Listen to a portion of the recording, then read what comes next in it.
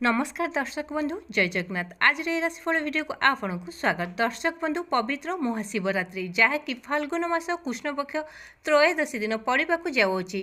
February 15 तारिख रविवार महाशिवरात्रि पड़वा जाऊँगी। पवित्र महाशिवरात्रि रे दुर्लभ जोग सहित महाराजयोग सृष्टि होगा जाऊँगी। यही किसी गोटी जोगरु निर्माण होगा जाऊँगी राजराजेश्वरी जोग, जार प्रभाव कि 12 गोटी राशिचक्र उपर पड़वा जाऊँगी। एहार स्वतंत्र प्रभाव वृष राशि पड़वा जाऊँगी पवित्र महाशिवरात्रि जागर परठारु। दर्शक बंधु हुए तो आपणकर वृष राशि होई पारे। आपण माने जदि आम चैनल नुआ छथि निहाती आम चैनल को सब्सक्राइब कर दियंतु, जहाँ फल कि आम प्रथम नोटिफिकेशन आपण पाखे जाई पहुँची पारिबो एवं आपण जानि परिबे आपणक राशिचक्र विषय। एबे आसन जानिबा 12 गोटी राशिचक्रंकर द्वितीय राशि जे कि वृष राशि विषय। वृष राशि जीवन में बड़ परिवर्तन घटवाक जाऊँगी पवित्र महाशिवरात्रि ठारू। आसंतु वीडियो माध्यम जानिबा। दर्शक बंधु जीवन अच्छी तो समस्या अच्छी, समस्या अच्छी तो समाधान भी अच्छी। आपण केबे भी कौन सी कथार भांगी पड़तु नहीं। समस्या समय समस्त धैर्य एवं सहकार सामना करंतु, देखिए सफलता आपण हाथ मुठा को निश्चय आसीबो। दर्शक बंधु ये पवित्र महाशिवरात्रि बा जागर रात्रि ठारू ए वृष राशि व्यक्तिंकर जीवन किपरि रहिबो एवं किपरि आपणक जीवन बड़ परिवर्तन घटिबो देवदेव महादेवंक कृपारु आसंतु ए वीडियो माध्यम जानिबा।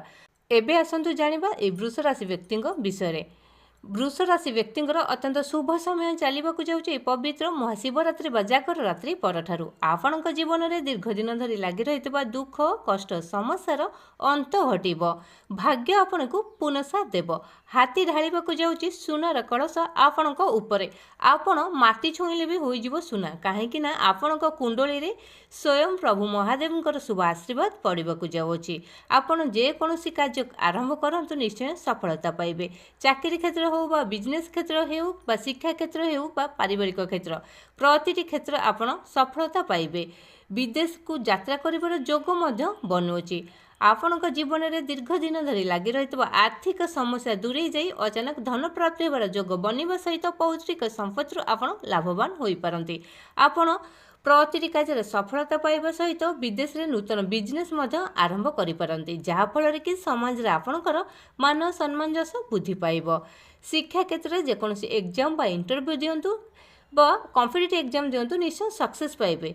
चाकरी क्षेत्र में आपणकर प्रमोशन होगा सहित दरमा वृद्धि पाइब। दाम्पत्य जीवन दीर्घ दिन धरी लगी रही कलह एवं अंत घटवाक जाऊँगी। आपण परिवार में सुख शांति समृद्धि फेरी आसब। कौन मांगलिक कार्य कर जोग बनौची। चाकरी क्षेत्र में आपणकर प्रमोशन होगा सहित दरमा वृद्धि पाइब एवं उपर अधिकारी मैंने आपण को प्रशंसा करिपारंती। आपण सहधर्मी सह अन्य धार्मिक स्थान को बुली जीवार जोग बनुअछि। ता सहित कोर्ट कचेरी माली मकदमा समस्त राय आपणक सपक्ष जीवार आपणक मन अत्यंत प्रफुल्लित रहिबो। आर्थिक समस्या आपणकर ए जागर राति ठारू दूरे जाई अचानक धन प्राप्ति होबार जोग बनिबा सहित आपणक जीवन में धनर वर्षा हेबा पई जाउछि स्वयं प्रभु महादेवंक कृपारु। आपणकर स्वास्थ्य अवस्था नूतन परिवर्तन देखा सहित आपणक स्वास्थ्य बहुत भल रहिबो, जहाँफल कि आपणक मन अत्यंत प्रफुल्लित रहिबो। आपण जेकोसी कार्य हाथ दिंतु प्रतिटी कार्य शुभफल पाइबे। संतान संतान जो चिंता थिला से सब एबे दूरे जाई अचानक आपणक संतान संतति आपण को खुशी खबर आनीदेवे। प्रतिटी कार्य आपणकर शुभ एवं मंगलमय होगापी जाऊँगी ए पवित्र महाजागर राति ठारू देवदेव महादेवंक शुभ आशीर्वाद रु। ता सहित आपणक कुंडलीर स्थिति बहुत भल रहिबाकु जाउछि। आपणक जीवनर समस्त दुख कष्ट समस्यार अंत घटिब, भाग्य आपण को पुनसाथ देबारु प्रतिटी कार्य शुभ एवं मंगलमय होगापी जाउछि ए पवित्र महाशिवरात्रि जागर परठारु देवदेव महादेवंक शुभ आशीर्वाद रु। दर्शक बंधु आपण को आमर वीडियो केमती लगे निहाती सहृदय देवदेव महादेव कमेंट बॉक्स रे लिखि जणाइबा सहित वीडियो को लाइक करंतु, शेयर करंतु एवं चैनल टी को सब्सक्राइब करंतु।